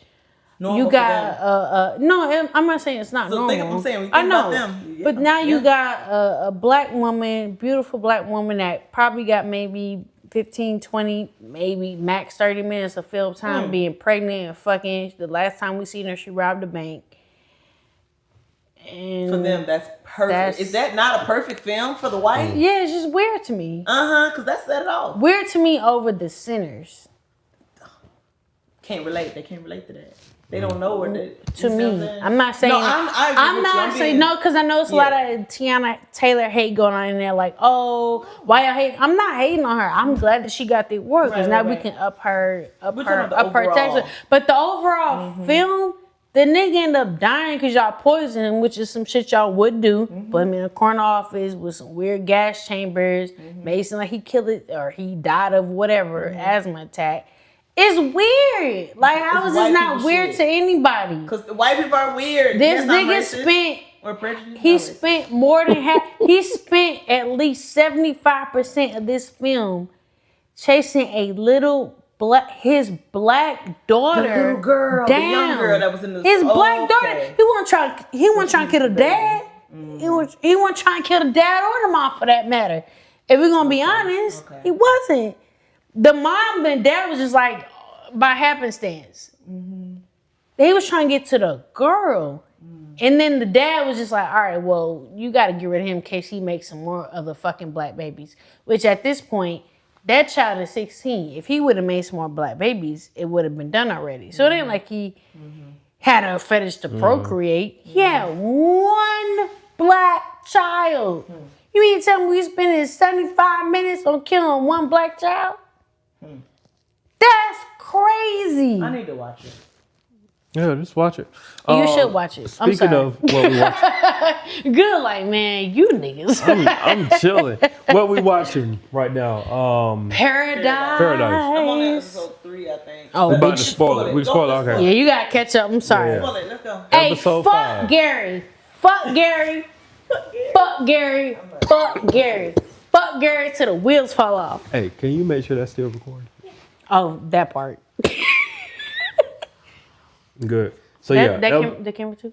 Episode 5. Fuck Gary. Fuck Gary. Because why he a hoe ass, bitch ass, snitch ass, trick ass nigga. Fuck Gary. My nigga out here fucking off pussy he ain't never got. My nigga out here dreaming. And that's why racism started everything. Because you wanna know why? No, seriously. My nigga wanted some shit he could never have. And now he out here fantasizing about life he could never have. Cause my nigga, not only did my nigga come back, my nigga came back and was like, let's go get my wife. You see how important them words were? Let's go get my wife. All right, Gary, I hear you. You could be in love with her. So let's break down episode 5. Let's go. 6. Is it 5 or 6? 6. Okay, so spoiler alert. Sorry. We get there. This episode is titled Jane. It is an episode that gives you the background story of Jane. Why y'all didn't answer my question? What? I asked it twice in the group chat. I even answered it back with a meme. Nobody was gonna tell me that Jane was a fucking psychopath. Well, we just found out. Oh, y'all didn't watch it at the time that I sent the text. No, I watched it after that. Because I was like, when she said Jane, I was like, well. That hoe is Yeah. I've been saying that bitch is a psychopath. But to know that everything is really around her. Oh, no, for sure. Everything is around her. Like, yeah, she's crazy. And I still want to understand the part at the beginning, like the dude working at Circuit City getting the messages talking about. But you know what? There's been theories. I feel like I said this to y'all. There's a theory going around on Threads about that show being in some time machine. Yeah. Because it's just weird. Well, that's the whole thing. Like the black guy at Circuit City getting the messages saying like. Well, yeah, I'm saying it started off that way. Yeah. But but now you got me wondering, like, does somebody who knows on the inside with the writing? But yeah, that is weird because I'm like, weird. That was such is this the girl? Like, oh, she was born at 12:00. What you call it? Like, yeah. 12:01 on whatever day. I can't remember the day at the time. She's gonna be a murderer, but yeah, I mean Jane. But why he didn't take the baby and yeet her? Why he didn't take her what? He could have yeet that bitch. Like, why? Because he said, remember, and that's going to come back into it, but remember he was like, but she can be stopped. He kept saying that. He kept reiterating that she can be stopped. How, though? I don't know. See, in my brain, I always thought that Sinatra was Jane's adoptive mom from the beginning. I was like, she has to have been like her in some timeline, because I'm like, even in this last episode, did you see the part where she clipped her hair up in the mirror and she was like, "You are Jane," and she kind of was talking like something. She was like, "You are more than." I was like, I wonder if she thinks like this is supposed to be her mom, because they think alike. They think alike. Very they didn't brutal. show. The fact that the whole sauna scene when she locked them in the sauna and turned it up. Oh, that shit was weird. Well, that's what I'm saying. She knew she was a psychopath. I think she killed her mom though. It's implied. Oh, but no, the mom came back out. I know, but I'm just saying we didn't see anything after that. I think she killed her mom. But that's like the Gary shit. Yeah, like I think that was her first kill. I said the same thing about the Gary thing, because I was like, he's telling Xavier this story, but that's not really the story. This is all from Gary's perspective. Mm-hmm. Because you know what was weird to me? When he went and met up with the lesbians. Yes. And it was like, oh my God, where you been? Where you been, yeah. And it caught him off guard because he had just told X that like, oh, they took everybody. Mm-hmm. I think that fucked him up. So to your point, now that they telling this story about Jane, I think she probably did kill her parents. Yeah, I think. And they're just telling it from her perspective of the show is always going in. It's so weird. The show is always showing like 2 and 3 periods of time. Right. It's always been doing that. The whole time it's been doing that. But yeah, there's some weirdness going on. I mean, spoiler alert, at the end we find out that Gary tries to kill Xavier. Like with the blowing up of the bomb. That shit pissed me off. It pissed me off because I'm like, I thought X knew that. I think he did. I think he knew that Gary was keeping something away from him. No. He knew that. Yeah, but he didn't know. But to the point where I'm like, Gary, you looked at this picture ahead of time. Like, you don't see how he's looking at her? You don't see how he's looking at her? He's the only nigga looking at her. He finally saw it. He was like, oh, he's in love with her. And I'm like, nigga. And I thought I was going to see it, but now it's making me question his merit of good people. Xavier? Yes. Because Xavier, from the character perspective, is giving off humans are good people. We all want good. We all want to see people do better, which I think is a noble role to play. I think he's missing that nigga. People don't give a fuck. Yeah. People are evil, and I think he's missing that. So I think it's making him miss a lot of the things that would keep him on his toes. Because he should have been able to see that. But to his credit, though, he figured he had an inkling that something was off. He did. He just didn't know exactly what was going on. But then you see the wife come in at the last minute. Yes, but that's what I'm saying. I think we speculated, at least from threads, we all speculated like, all right, if anything, Bean told Terry, I seen this nigga shooting this, we gotta fucking go. And the people on the train were protecting. We thought X was getting all of the knives that Threads was thinking. So if anything, we thought if you wired a train up, or we at least thought he was gonna bomb Gary, not the train. Because the train is what's going to get them to fucking Colorado. But the timing is weird, though, because you would have thought that they would have already left. Right? But you would have thought, but he said they're 12 days late. So what's the 12-day holdup? Because that's a really big stickler. The time is... The time is, and that's why we're bringing up the time. Them bringing up the time travel in this part is weird, because I'm like, all right, so if the... And somebody said that in the beginning. The scientist, when he was like... The one thing y'all think y'all got is time. So I'm like, maybe Sinatra. I think Sinatra fucked this whole thing up. Well, the theory that's been floating, which I'm kind of on board with too, Alex is the time machine. No, I know that, but I think Sinatra got the timing wrong.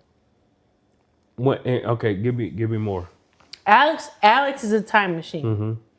I think Sinatra got the timing wrong on the time machine. So she's going back. She's trying to go back to fix things, but it's fucked up. Okay, I got you. Because I can see that. She definitely wants to fix things. 1,000%. Yeah, she wants to but fix things. To the point where the guy was like, the scientist said the one thing y'all don't have is time, but y'all have it wrong. Because y'all think y'all can go back in. But y'all don't know how people move, react. I think all of these things, Xavier going out of the bunker, the nigga fucking up, falling in love with Terry. I think all of these things are falling wrongly into place because they're trying to manipulate time in a way that they don't know how time works. People are catching things slower. Yo, my girl chopped off a nigga dick. We on. That was so crazy. That was that was the point where it was just...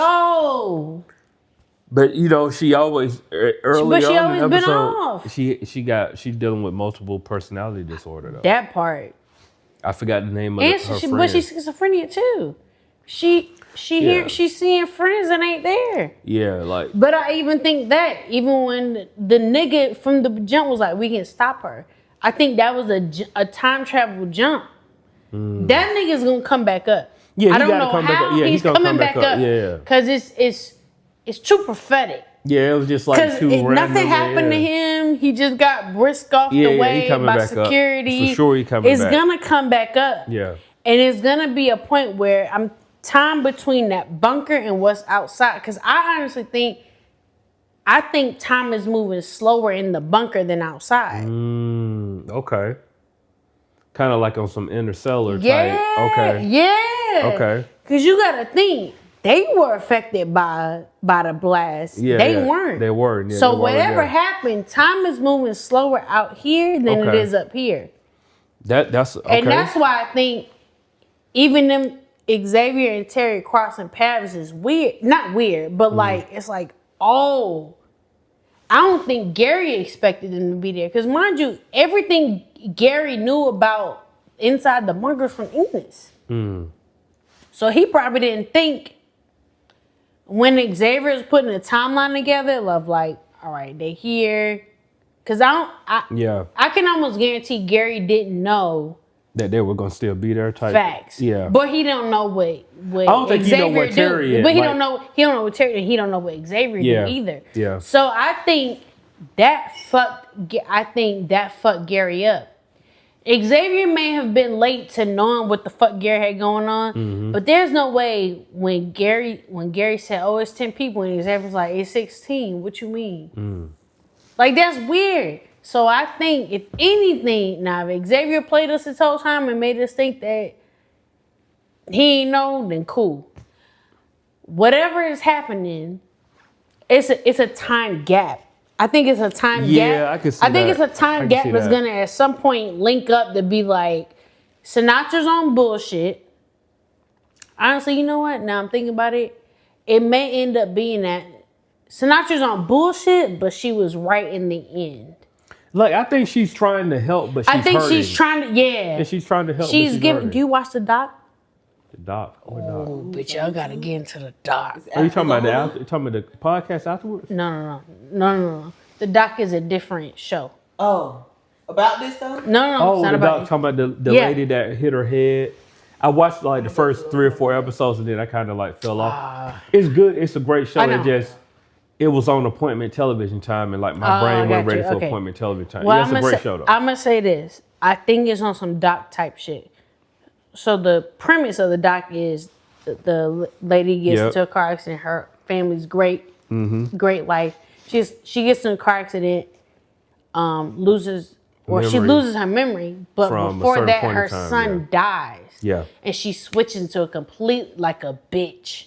So I think that's what happened to Sinatra. Because Sinatra lost her son. Yeah. So she switched into a different person that's like, I'm all about, she's trying to, rightfully so, protect her. So I think that switches within Sinatra. But somehow I think between Jane and Sinatra, some weird shit gonna happen. Jane gotta die. I don't see Jane really living. Jane said, hey, without you, I don't exist because I'm a killer. I'm gonna get through you. She told her like, I'm a killer, so I need you to aim. You gotta direct. You really have to direct her. I think there's no way that Sinatra exists without Jane. However, Jane needs Sinatra. Yeah. Sinatra don't need Jane. Yeah. So I think at some point within, I hope it ain't.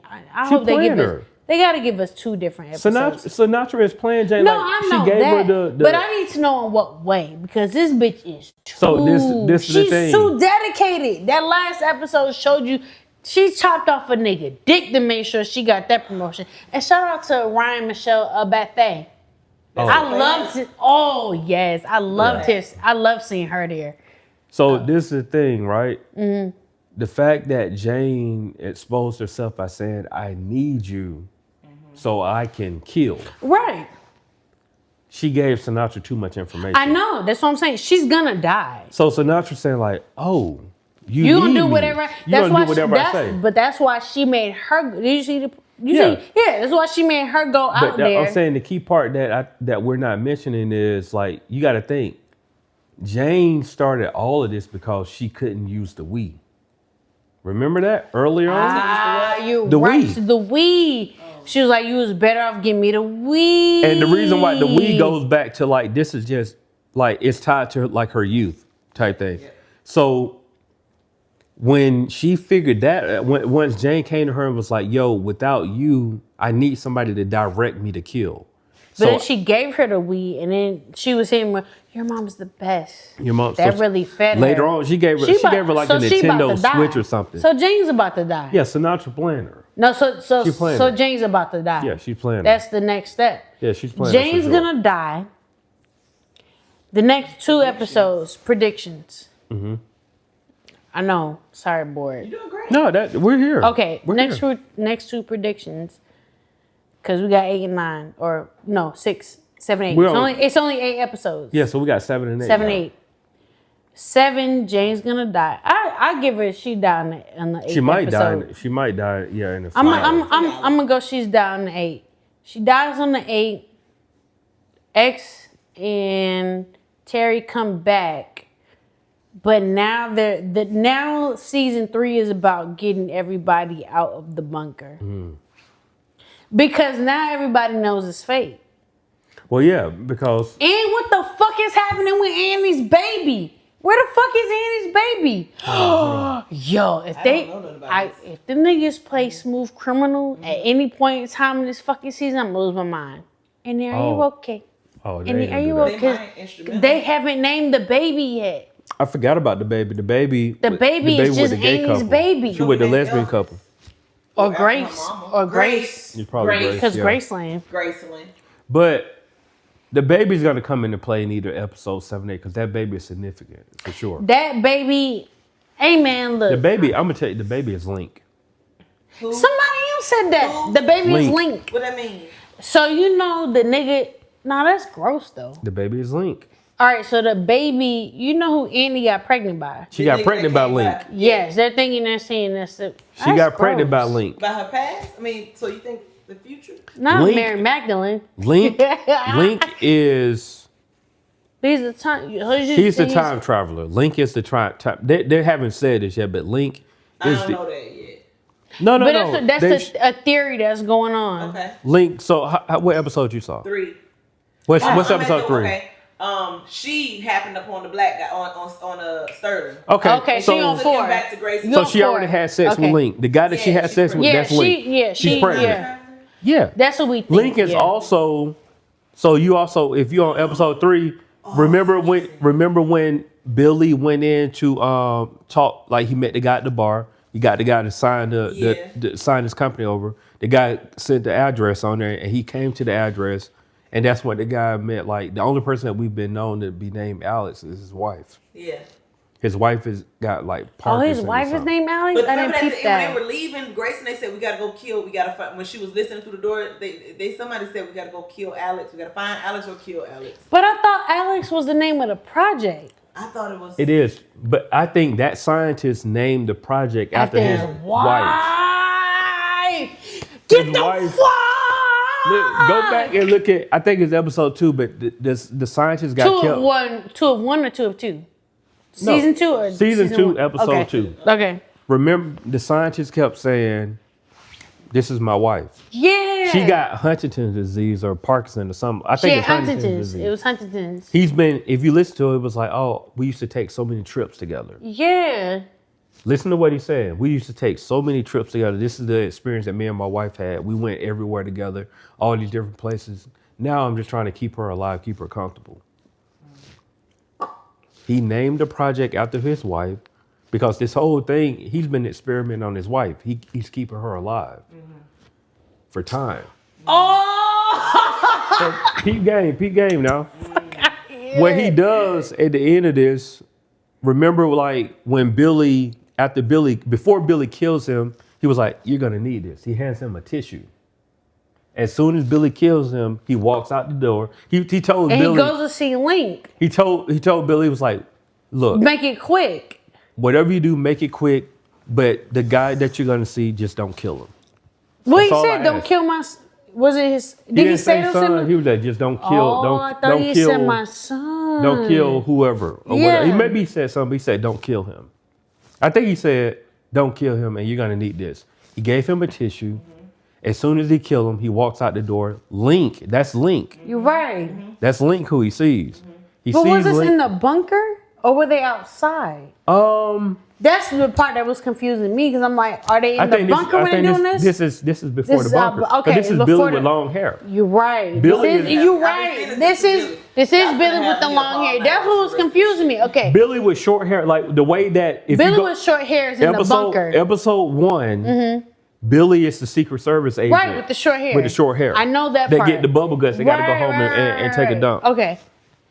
These are the same Billy, but this is Billy before. Oh, it all makes sense. Okay, yeah. Okay. Billy is a killer. Yeah. Like Jack. Yeah. He's a killer just like Jack. But like, he's better than. But I'm saying they are one and the same. They're both psychopaths. Yes. They're one and the same. Like they're doing the same type of job. Right. But we're seeing time. We're seeing Billy, the origin of Billy. So you think Link is Link, Alex, and the other niggas, the agent's son? So peep game. I know Link is somebody's. Because that's what's confusing. He tell Billy, you're gonna need this tissue. Don't kill him. He shoots him immediately. Goes downstairs. Because the scientist killed his wife. Right, I remember that. He kills but his then wife. he goes, yeah.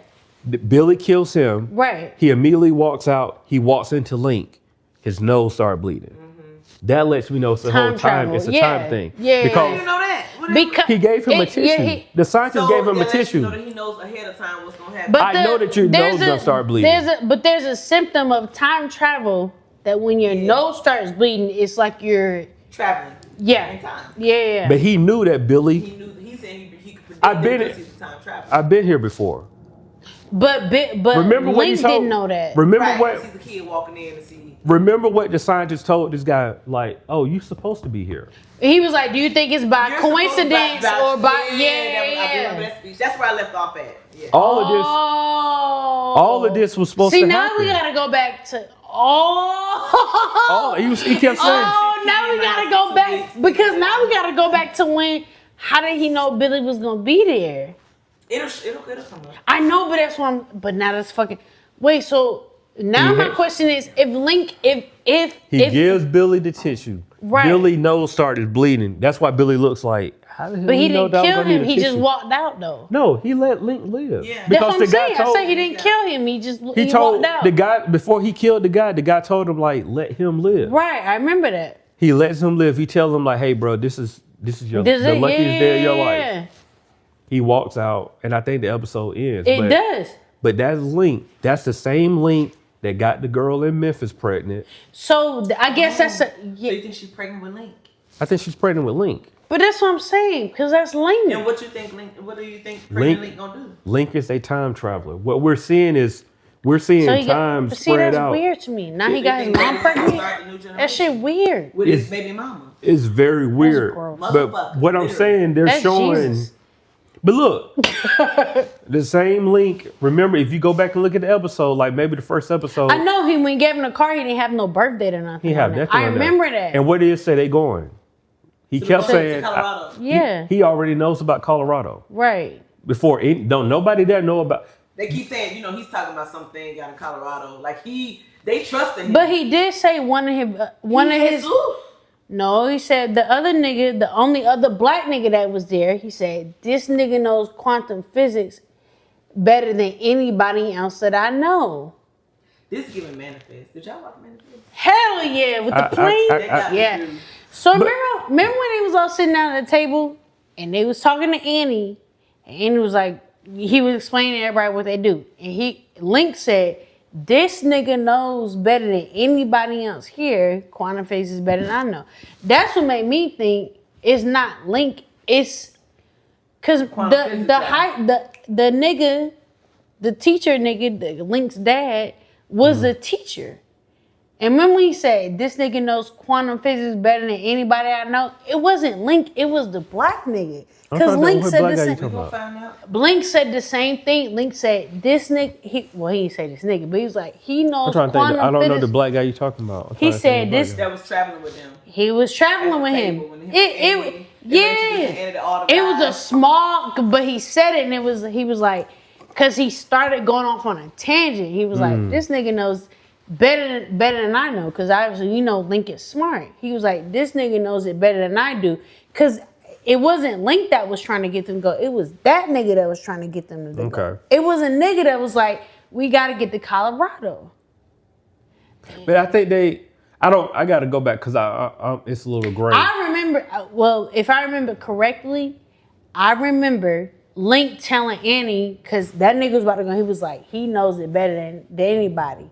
And I remember the dad, Alex, saying, I only had one student that knew it better than anybody else. As a matter of fact, it was the nigga.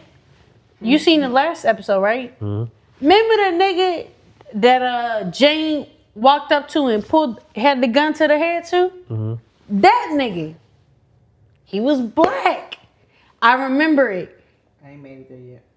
Yeah, I mean, I remember when she put the gun and she gave him I don't think it was just Alex. I think it was that guy.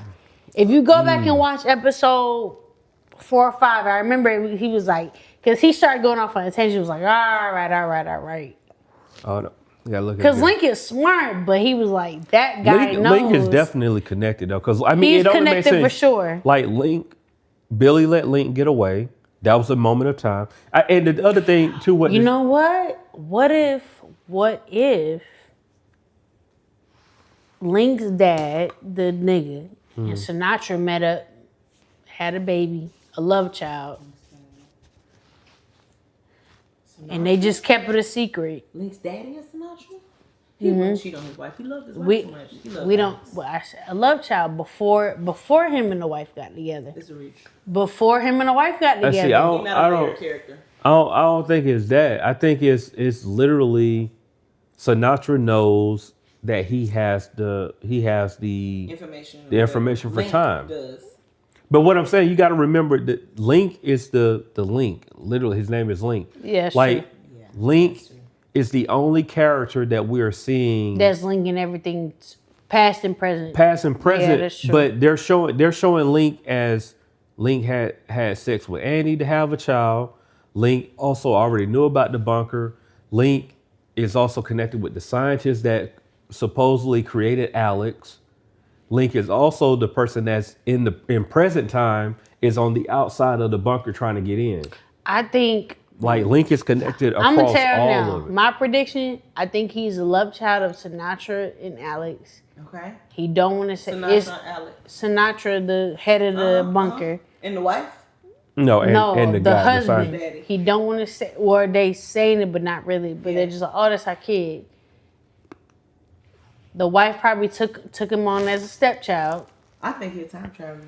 I think he's a time traveler too. Okay, but the I wife think don't it's want to say yet. Like she's not gonna deny and link as her. Child. Maybe both, but you think are you willing to wager 50 cents on this?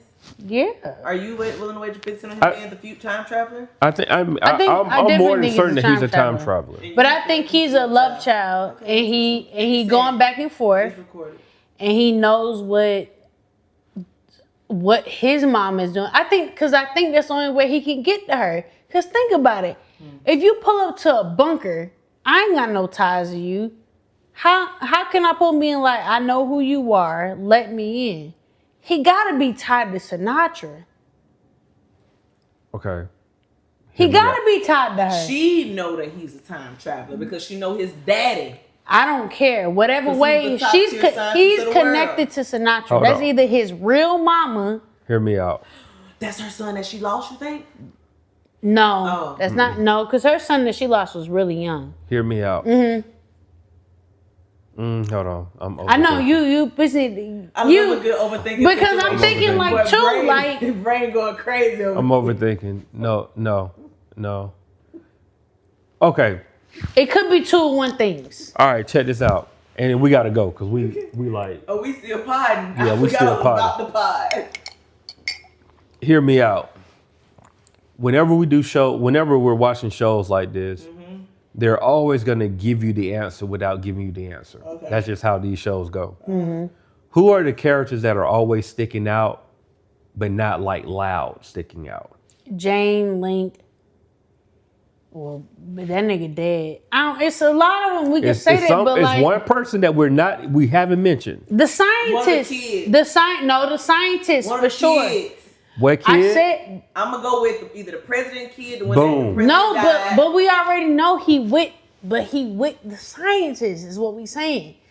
When they started building the bunker, that nigga said he told Sinatra the one thing y'all think y'all have is time. That's why he a time traveler. He told her that. Remember? Yeah. So that's what I'm saying. Like it's something between. But where is he? Is he still there? Yes.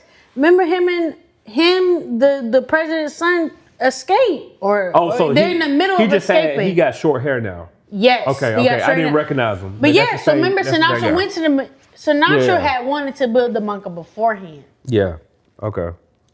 So that's why I'm like, some way Link is tied to Sinatra.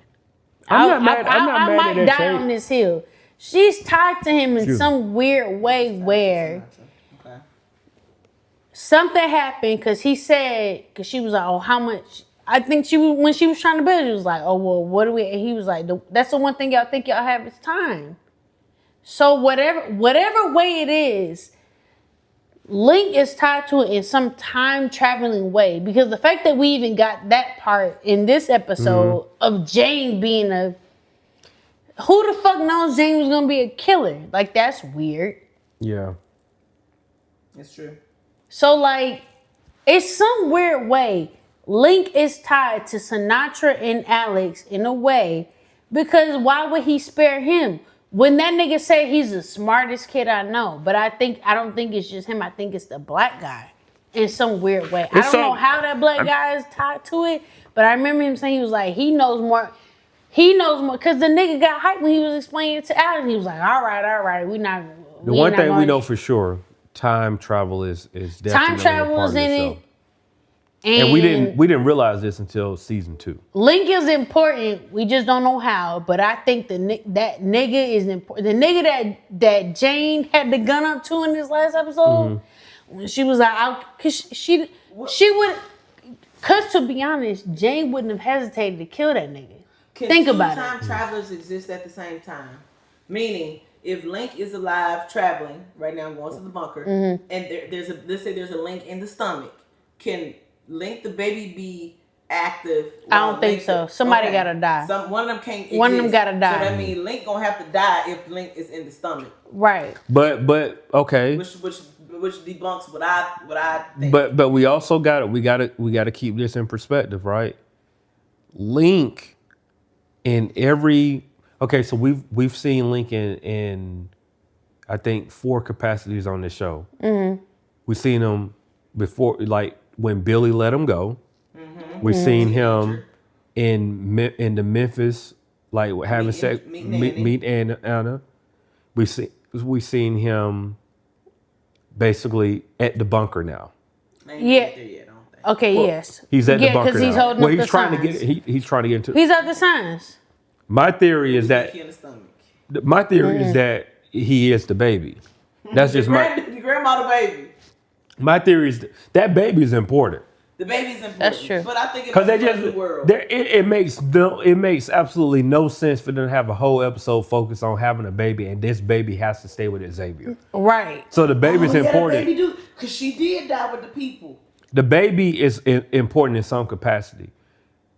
As weird as it sounds, I think that this baby is also Link. But that's the timeline that's fucking it up because we don't know the time between the baby and Link going to the shit. Because we're looking at it. I'm agreeing with you. Linear. I'm agreeing with you. I'm saying we don't know the timeline between her having the baby. Because remember he kept saying the train gonna be late. You remember when he was like, train gonna be late. We'll make the train gonna be late. Hold on. Who said that? Link? Who said that? The other nigga. The nigga with the gray hair. What if, this is stay basic. You getting... I'm getting deep. I'm getting super deep. Let's say that I don't know, I might be saying something that already happened or not.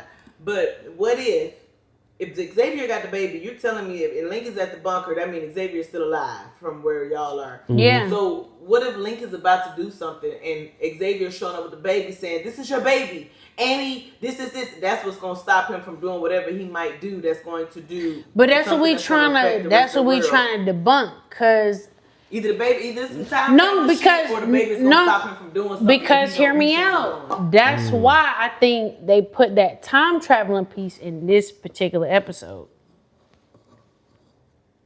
This is the first time of all the theories that they just now said Jane, a killer's gonna be born. It's like, what the fuck? This episode is the first time that they solidified there's a time traveling piece. Yeah. Or not even time traveling, that we know the future. This is the first time that they established that, like, hey, this person, I got a message saying that a child born on this day at this time is gonna be a murderer. Mind you, it wasn't just one. This was like he got multiple messages. He got a text. Yeah. He got a Gmail. Like, mind you, who was he? We don't know. This is a nigga random named dude. Don that worked at Circuit City. Okay. Random From guy. 1997. That shit said, hey, on this, what was it, December 12th? And we don't know what technology that told them this. We just saw it as like emails and messages. So much to the point that however many months after that, when Jane is born, that nigga shows up at the hospital. So it had to be something, because he showed up at that hospital the day after, or a few days after she was born, to go and confirm when was she born. She's gonna be a killer. I'm trying to stop you. So yeah, I think time travel is confirmed. Oh my God! To your point. Or kids that are projects, kids that are. I get what you're saying. Did you get the program? Yeah. Did y'all to drink this pink formula, No, this I ain't thick never pink drink it. shit. We did. My parents knew nothing of this. Now that I'm an adult, I realize that was something to decalcify our pineal gland. But at the time, Oh, no. I went in there and get the program. But I'm saying, what was it? But you know, there was different things that you did that other kids didn't do. Okay. And that's something that you may have omitted from your memory because possibly. It was so normal. We did it like every 3 months, and it was like you have snacks, you have something to drink, but we always drank the same thing. Anyway, I'm curious. Go ahead. I want to keep watching because sometimes I think that certain kids are curious because I'm like track throughout life. Well, now that you say that, I'm even more curious to the time traveling part because I think only we know that about Jane. You don't think Jane know that about herself? No, because she said in when she was talking to the therapist girl. She was like, when she was like, what makes you disconnect? She was like, well, I don't know. My mom treated me this. She was like, I'm not here to talk about none of that. Like she tried to get into it, but it was like, I don't want to hear about it. I want to know like what makes you disconnect.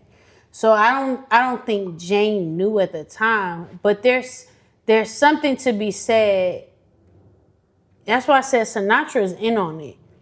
Because for Sinatra, she's probably the one who was creating these specimens of children. Well, that's what I'm saying. Sinatra is in on something because like the for her, because even for her to now connect with Jane at that level of a fucking psychopath, like for her to connect with Jane on that level, I feel like she had to know.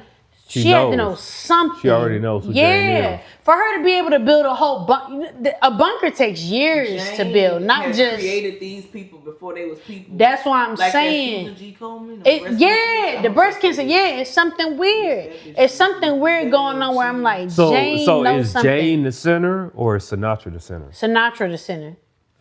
Jane is the way Sinatra created Jane. Yes. To me, and I'm only on episode. Okay. And dare I say she created Link and Billy. Link, absolutely, and Billy. She created Link to be able to time travel. She got with Alex to know how to be able to time travel. And created the black man, Sterling K. Brown.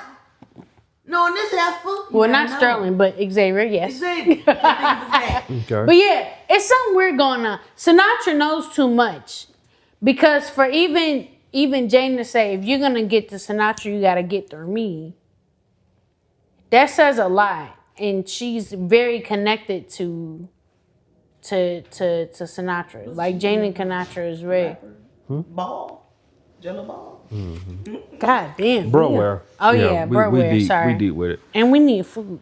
Hey, stay your ass home tomorrow. I know ain't nobody saying this. National Negro weather. Stay your ass home. Jay ain't going to school. Bro. Home and I ain't going to work. Oh, I need my. Bro, where Jello ball at? Who? Jello ball. He had a hit. I might swerve in the corner. Whoa. Oh. Wait, what's? Sometimes that life come at you fast, bro. You got to hit. You got to follow it up. Jello ball. Well, getting a hit is hard. In the studio. If you hit him up right now, he gonna say, I just been in the studio working. I've been in the lab working. In the lab. I'm in the lab. All right. Well, I ain't got much for my places and no things and no places to go with Cheyenne. So I will say, if you want a really good burger that's like, somewhat of what you would make at home, because it ain't never gonna be what you make at home. But if you want a really good burger and you trying to you just hungry as fuck, go to that burger spot. Shout out to that burger spot. They got good burgers for the low. You can get you a burger and fries for like little 10, 15. Cajun seasoning fries, American cheese, all the toppings you want. There's a few of them. There's one on 138 in Riverdale. But now there's a few of them that what you was can that? Riverdale. You can go ahead and check out if y'all want a good burger. But yeah, that's pretty much. And without a doubt, y'all know my go-to. And because this is National Negro weather, check out your local Waffle House. They gonna tell you whether things are opened or closed. That is for sure. And that is the culturally ratchet things and no place to go with Cheyenne XO. And check out your local Waffle House and that burger spot. I know that burger spot ain't gonna be open, but you can always check out your local Waffle House. Amen. I do want some cheese eggs. Some cheese eggs. You know it's a Waffle House back there. I know. All right, close us out, son. This nigga saying with his eyes. I'm Man, tired. we I ain't gonna been lie to here you. all night. I'm trying to shout out to the. I'm sorry. I'm sorry. Slap that thing. I did. Thank y'all for tuning in to another black ass culturally ratchet ass podcast and no buffer podcast. To say what we want when we want, no buffer. Just There facts. we go. Well, I was about to say all facts. The fuck going on with me today? Hey, make sure to check out Paradise. Shout out to Sinners. Shout out to the House of Gems for having us here tonight. We love y'all. Appreciate y'all. Make sure to go check out they got that Patreon episode, Orgasm and Tears. It's always This there. is the time to subscribe to Patreon. If you've never subscribed to Patreon, Like, please do it right now. This is the Length and episode. girth. Learn stuff. If Yeah. you got length and Learn girth, stuff. you can do whatever you want. And everybody has length and girth. Not Amen. everybody. Let's not say No, that. Not no, I you. didn't. Oh, length and or girth. Yeah. and or might And or gonna get you far. All right, man, cut it off, man. Cut it We off. love y'all. We appreciate y'all. What you think about the third city? We're gonna see y'all black asses next week. We out. I don't hit my fingers. Bye. Bye. Bye.